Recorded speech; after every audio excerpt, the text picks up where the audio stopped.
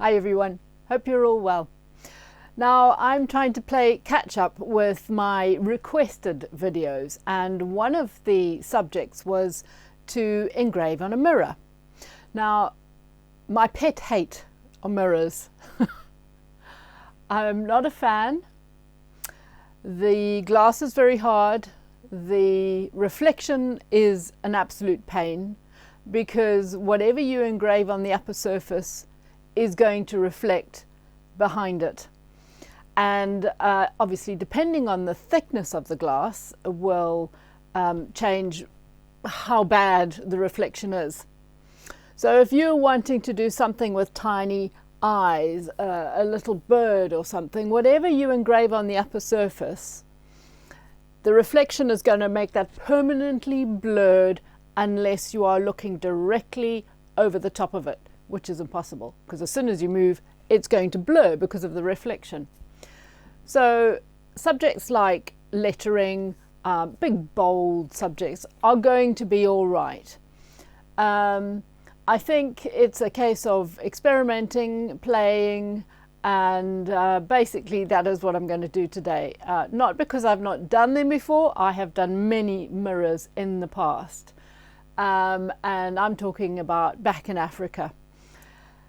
One of the things that I used to do was engrave on the glass and then have it silvered, and it didn't always work out very well, but a lot of them were magical. However, since I've been in this country, I've not gone down that route at all. The other way, or the other technique I used to use was engraving behind the mirror. Of course, you've got the upper surface, but you've also got the surface behind the mirror, and that involves engraving through the silvering process. So it is possible, of course, and I can show you how that works. One of the large jobs that I did in the past was for the Sheraton Hotel in Harare, where I engraved all the mirrors behind one of the pubs in the hotel, and I did Scottish thistles on the front and on the back, and they mounted the mirrors behind the bar with the lights coming behind, so it was picking up the lights on the front, the engraving on the front, but it was also highlighting whatever I'd put in the back. It was coming through the mirror. So that was an interesting and very big job. I don't go down that route anymore, as I mentioned, so it's just a thing you can do. Now, what I've got for us today is a very, very simple thing. I went looking around for mirrors, which obviously I don't generally do, so I didn't know what I was going to find. And so this is the east of England, and I found this rather fun mirror. It's just basically, I suppose, a tile, and they've put some very rough and ready rope in the back. The hole is a little bit rough, but that's okay. You can't see the holes. I was quite impressed with this thing, and look at the price. You can't go wrong, really. I'll just cover up the name because I'm not advertising it, but look at the price. There you go. £2.99. So it's not very thick. It looks like it's about 3 mil thick, so it's going to be quite hard. It's got a surface on the back, which I don't imagine is very thick at all. So it's going to be a play by ear, which I love doing, as you know. And subject-wise, literally I was driving here today and thinking, what am I going to put on this mirror? It's got to be bold. I need to demonstrate to you what happens with the reflection, so I've got to do a little bit of that as well. And I need to show you engraving at the back as well as the front. And I I think I've got in my mind what I'm going to do for you. Big bold letters, like we used to draw on our book covers when we were kids.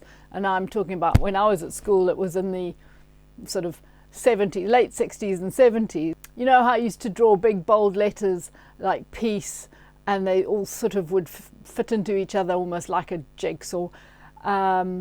Easy to do. But the one thing I've got to remember is, of course, if you are working on the back and the front with one featured item, you've got to start on the back, because if you start on the upper surface, you cannot see behind exactly where that line is or where your engraving is. So for the subject I'm going to work on the back and the front, I'm going to start on the back. So that'll make it easier to bring in all the details on the front. And then I will do another subject to tie in with it that will engrave on the upper surface so that you can see what happens with the reflection. Right, so that all being said, let us get on with it. Ignore those marks I put on the front. Let's turn it over and work on the back. I was just having a look at roughly the positioning. So I have very roughly scribbled the word love in the old-fashioned lettering, as I mentioned we used to do at school. And I've got my white waxy pencil, which I am scribbling on the side that I wish to trace. This is like creating a false tracing paper. Now you can see that word is the right way around, and of course we needed mirror image. So turning it the other way around, we're just going to place it roughly where I want it. I'm not actually measuring. I am not too fussed because obviously it's just a little bit rough and ready and it doesn't matter. Just going by eye, I have put it where I want it. So basically from the front it's bottom right side. This is called a dotting pen and is very useful. Dotting, as I'll demonstrate, if you were having your pretty nail varnish with little dots on, that's what the artists use. And you can see how efficiently it is marked, just one tiny quick little stroke, it is marked on the back of the mirror.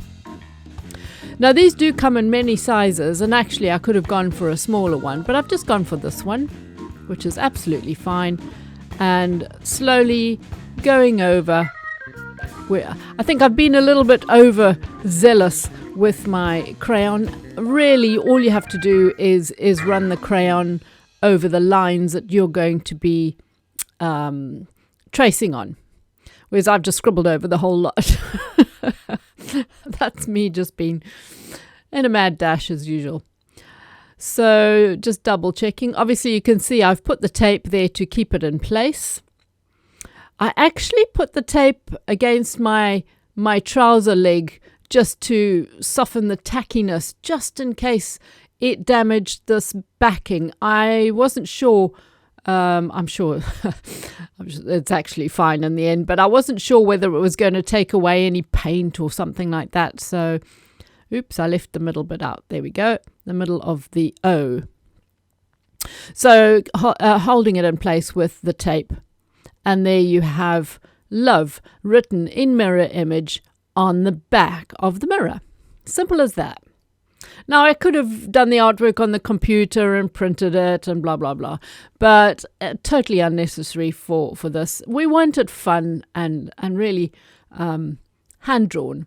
So I've chosen this burr not for its shape. It just happens to be a burr I never use. And so it's really, really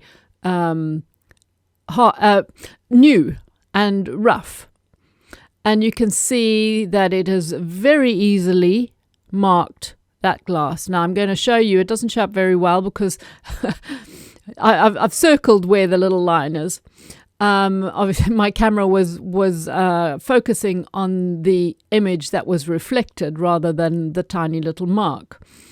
So I am going to proceed. I am happy that it's going through really well. I thought it might because everything seems quite thin. And sure enough, this little layer is very thin. which is useful for us. So very simply just going over the edges. I'm working dry. Could work wet because this is quite waxy, this crayon. But I thought I'd work dry for the moment. And we can neaten anything up. If it's a little bit chippy, we can neaten up with diamond and water once we've traced the whole thing.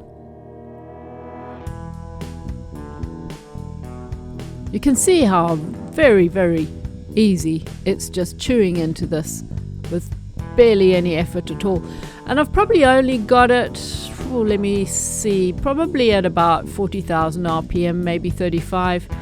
I certainly wasn't zooming along. I can see some of that mark of the waxy pencil came off slightly, so I'm being very gentle, wiping away the dust. You can use a lovely soft paintbrush if you want. A lot of engravers do.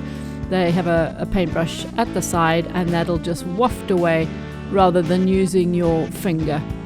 But for me, my finger is closest and quickest. So I haven't actually got my extractor on at the moment, and I've got my mask, of course. We always have your mask on.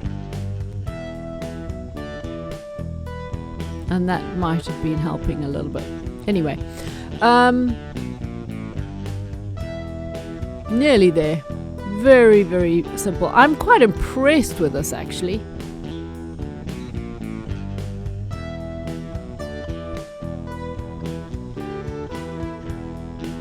You can see how I'm doing it in little gentle strokes rather than one long line, and it's just a little bit more efficient that way. Now let's have a look. That's the light shining through it. It's quite effective, isn't it? So it's obviously going to depend on what background it has as to how it's going to behave. With all the LED setups you can get now, and how you can rig up LED to the glass, you could easily put pretty colours in the back somehow with some sort of deep frame. Anyway, so as I mentioned, I am now going to just touch up where I saw some tiny little chippy bits. I just wanted it to, actually I'm probably going to go over the whole thing if I can remember correctly, so that it just looks slightly thicker, slightly neater with the use of water.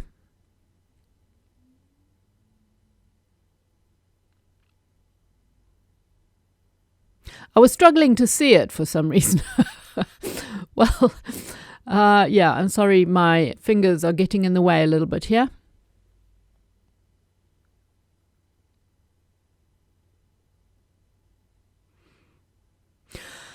I mentioned that mirrors are definitely not my favorite thing. But I have to say I am having fun with this little mirror. And I think, you know, if you're going to engrave a mirror, it will be fun to use both back and front, because that just adds a little bit of something different, rather than just the engraving on the front, which, as we will find out, will be very, very blurry and reflected all the time. If your engraving on the front is a large area, for example, a large solid area, it actually is beneficial having the reflection, because it makes the engraving more solid and more brilliant. And so if you were doing big solid letters on the front, that would work all right. That would work fine. As I mentioned, it's really only small details, small thin lines and little eyes or something that you would leave dark would not be dark for more than a millisecond, because as soon as you move slightly to the side, it will reflect and disappear, and because the whole thing will look white from the reflections. So but big bold letters you can certainly get away with and make use of that reflection, making them look brighter. But we're still to get there, don't worry.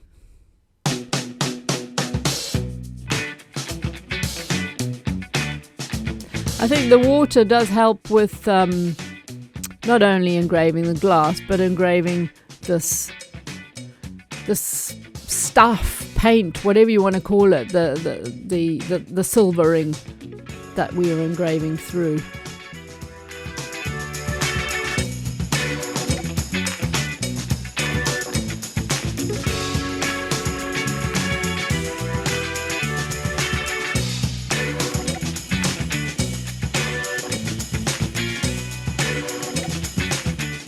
Yeah, pretty cool. It's not uber neat, but the subject matter really is fine for that. So I'm just working dry so that I can see much clearer. I am just picking up some bits that I can see need a tiny bit of attention.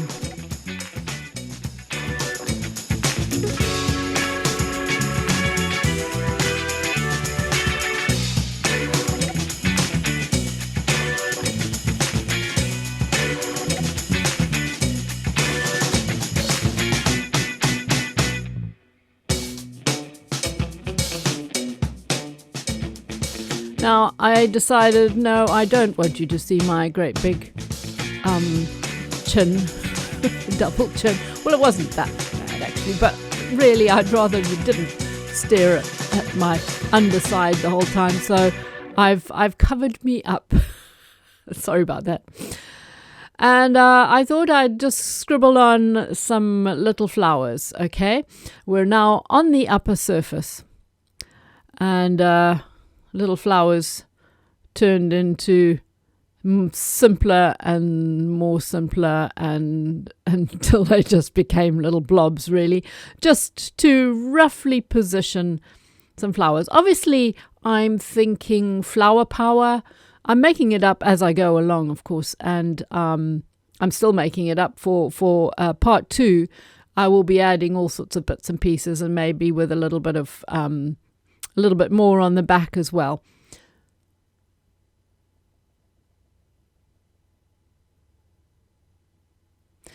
So now let me show you. You can see, although the reflection doesn't help, but you can see the upper surface and you can see how it reflects behind it. That is quite a big difference. Even though it's only about 3 mil, this mirror, it is not thick at all, but my goodness, what a reflection. And it is just the most annoying thing in the world for me. But as you can see, the word love, there's nothing reflecting on that, because obviously it's coming in from behind. So now I've just got a quick diamond, big diamond, and, well, medium-sized diamond if you like. I don't have any sizes for my diamonds. It's just a diamond. It's not a teeny tiny one and it's not an enormous one. And as you can see, the drawings are floating off with the water.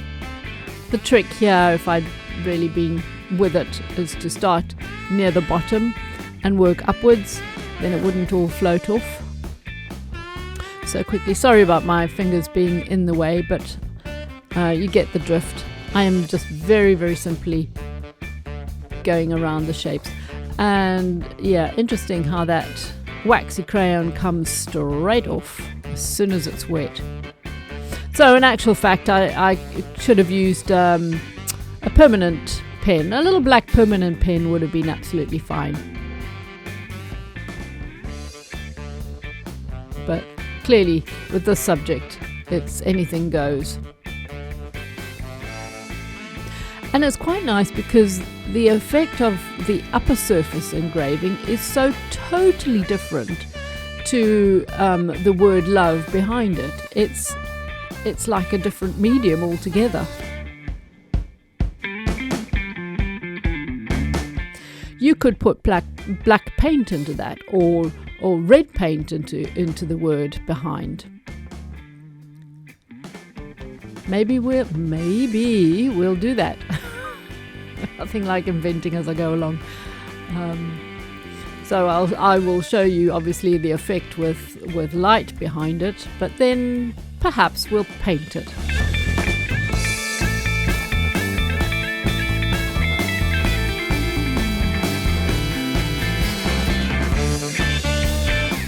So you can see these flowers look like they've got many petals, but they've only got 5. And it is this massive reflection we're dealing with. Well, that's interesting. I hope you enjoyed that, and I'll be coming out with part 2 very shortly.